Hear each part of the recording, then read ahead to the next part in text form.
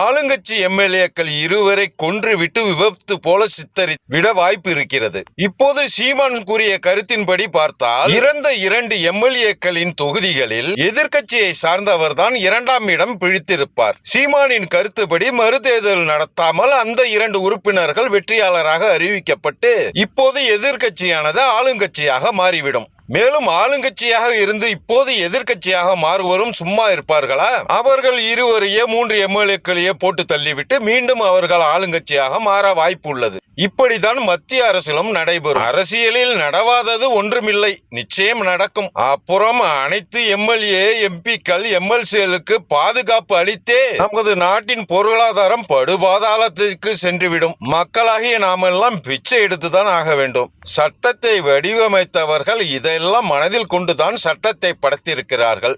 அறிவில்லாமல் சீமான் பேசுகிறார் என்பதே உண்மை. உங்களது கருத்து